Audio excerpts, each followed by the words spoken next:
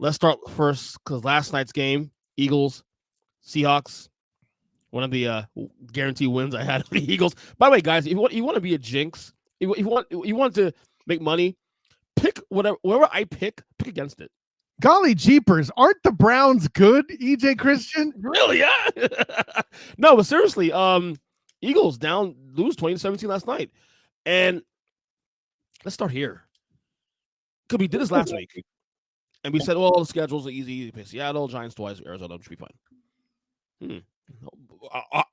Out the gate in that stretch, 0-1. Panic meter for the Eagles now. Well, and again, where is the line set? Panic meter for I guess overall big picture.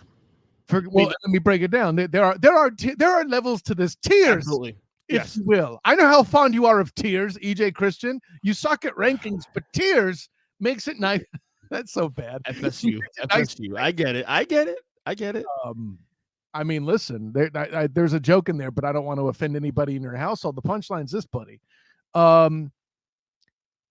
As far as number 1 seed, not great, Bob. Okay. As far as the division, the Cowboys did their best to help them out, man. Like, what are we doing here? You know, and I think everybody's finally warming up as deranged. I forget what the adjective was on your TikTok where I said the Cowboys are something I don't believe in until they win a playoff game on the road, right? Right. Somebody called me deranged or something. I forget the precise wording. Oh yeah, the follower. Oh, let me look it up. Keep going. But to that was the point I was trying to make. It's not that I see the Cowboys missing the playoffs. I'm telling you, it'll be pointless that they get there. But you know, at the end of the day, they'll have the opportunity if they're the 5th seed, which that's the way the path they're trending, right?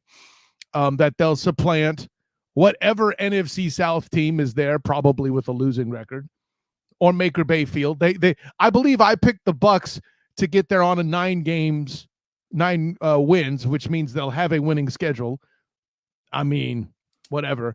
But yeah, the scenario exists where the Cowboys again are eliminated in round 2, and because they lost this past or their most recent endeavor, you know, with the Bills, that's in play, you know. So the guy goes because I put up on my TikTok the last week's show. I put up the clip of when we talk about. Say EJ Christian, is that the Earnestly Speaking TikTok? No, it's Earnest Christian TikTok. My TikTok. Oh, bing! Yes. So I put up a segment from our show last week on the report where we're discussing whether or not the Cowboys are contenders, Super Bowl contenders. And this guy, obviously a Cowboys fan with a Cowboys avatar in his handle, a Dallas star. Yeah. Quote objective and well-meaned and logically sound source. This is clearly targeted towards you because I'm on the fence the whole thing. Well, you sure, said you're no. a Cowboy fan, of course he's not going. Calm down. He said to you that you're on drugs. Oh yes, that's it. I am not of a lucid state. Yes, that was a better team. Now, Billy Lochner, who posted this on my TikTok, 6 days later, how you feeling now? How do you like me now? Now that they're on their way, Pop will beat them again.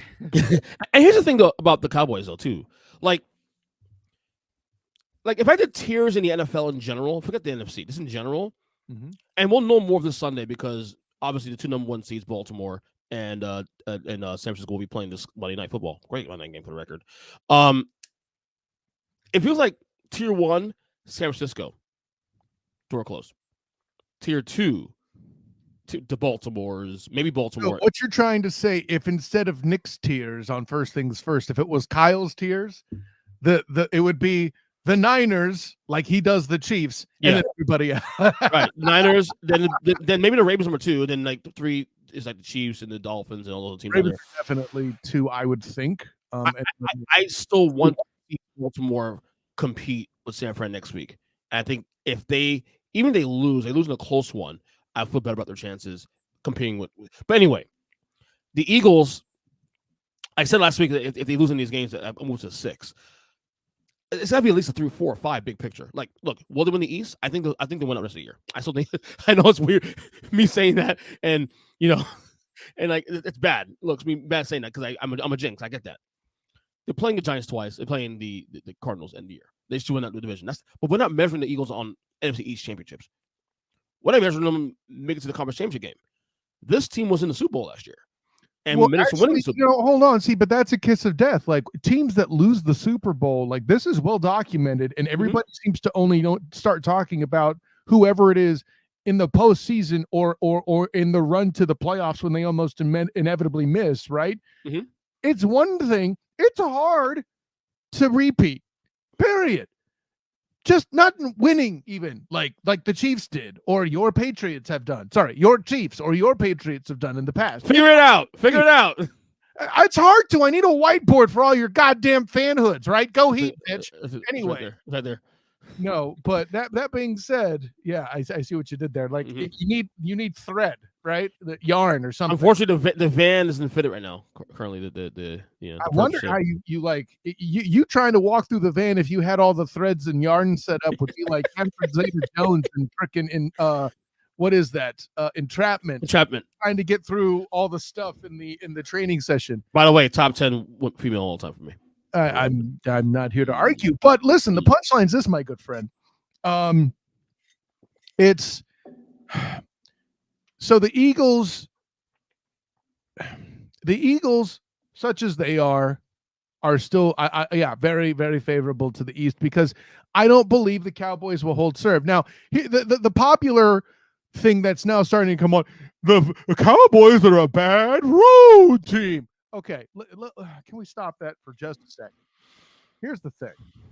All their tougher games have been traveling. You want to go after me with the Cardinals game? Cool. That's the only one you got. Mm-hmm. All right? The Cowboys were this close to beating the Eagles on the road. The first time, yeah. Right? Or were they in Dallas? No, that's in Philly. Okay, so they got murdered in Dallas, is what I'm hearing you say. Eagles are murdered in Dallas, right. Okay. So then where's the logic? I mean, well, they got crushed by San Francisco on the road. Buddy, listen, that's a thing that happens. That has nothing to do with it being the Cowboys on the road. Okay? And I know EJ's like, Kyle, you've been more a homer than ever. Maybe I have, maybe I haven't. If you'll excuse me, it's not necessarily my fault the team I happen to cheer for is doing well. I can see why you have trouble processing that. Your Giants haven't done that in, 20 years? Well, 15. Punchline's this. They won 2 Super Bowls in the last 15 years, buddy. Come on, relax. That's what I said. It was 15 years ago. Yeah, when get it right. You said 20. Like, what, 20? Dude. I fixed it. Settle down. I was trying to calculate it in my head in real time. Game of inches, buddy. I want to enjoy every year we won. Because it's for few now these days. But go ahead. Game of inches. I want to enjoy every one. And to which EJ then goes, "That's what she said." Anyways, she did say it. It's your fault, EJ. Whatever. It really is. It really is. No. I like the part where you're like the panic meter is at 5. That's fair. Because the Eagles hold basically every conceivable tiebreaker over their Cowboy brethren. I do think it's safe to say though, that the number 1 seed, even if San Fran loses next week, it feels like San Fran's going to be the number 1 seed in the NFC because the tiebreaker still goes to San Francisco number 1, even when they are tied, as is. So Philly needs a 2-game swing, number 1, to even get that back. And even if San Fran loses to Baltimore, Baltimore next week, Monday, I don't see them losing 2 more games just a year at most. At most 1, that's it.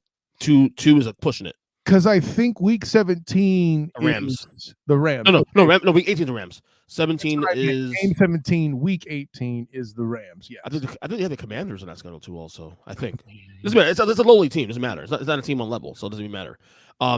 So I'm the Eagles. I'm concerned, big picture, because again, you're trying to get back to the Super Bowl and win it all. And I get the stat you're saying, which is very apropos, obviously. But look, to me, the goal is beating San Francisco. I think Philadelphia, after San Francisco, can beat anybody in the league. Can beat Dallas, can beat Kansas City, they made dead ready, can beat Miami. Hell, I think they're on level. I still think top height of powers, Philadelphia is still right there at Baltimore. And the thing I want to caution Niner fans from doing, even though EJ alleges I'm this giant homer, is this year you are. See, here he goes. I'm not a homer because my team's good, and when I say they're good, it happens to be accurate. The facts of the case are these, Humpy Bumpy, and they are not in dispute. If they were that homer, I would have dunked on Matt Muehlheisen as hard as he does you with your Cowboys. Sorry, Giants. Sorry, Patriots. Chiefs. Sorry, Chiefs. Sorry, Dolphins. Dolphins. Oh, the Denver Broncos. No, that too. But I did not do that to Matthew Muehlheisen, because here's the thing. And here's where I live, despite my allegedly alleged homerism. Allegedly alleged. That's right. Mm-hmm. I am not a San Francisco 49er homer. I am a Trent Williams homer. We've established this on this very damn show where you will. Oh, you mean the MVP? What's that? You mean the real MVP? The real MVP. Listen, the only reason I don't start that campaign is I don't want to set myself up for the disappointment when the lamestream media inevitably rejects it or doesn't even acknowledge it again. But that's a whole other conversation we'll get to. But the punchline's this: like, I'm a Trent Williams homer. And here's the thing, though, despite my, again, alleged homerism, I do believe I expect him to miss some time between now and the end of the season. I'm just not confident he can stay healthy through all of it. Hopefully for his look out. Hopefully for his case, though, it would be like resting week 18. That doesn't count. Right, so I'm saying hopefully his case. That's what I'm saying. Hopefully for his case. Well, no, that's right. Yeah, hopefully it is, because and Kyle, you said injured. That means he'll miss time. Not necessarily, too. I think what my previous sentence also excludes is the fact that injured and hurt are two very different things, and you could be hurt and still play, and he's been forced to do that in the postseason in the past. Mm-hmm. So but again, I feel confident with all the above, that the Niners to the conference championship is certainly a less bold statement than I thought in the offseason. I thought there would be a lot more struggling defensively, and not that there weren't hiccups, but and as good as D'Amico Ryans is doing in Houston, the fact that the Niners continue to thrive as they are, and then made the upgrade to thrive further, is a hell of a thing. I mean, I'm looking quickly at my whole.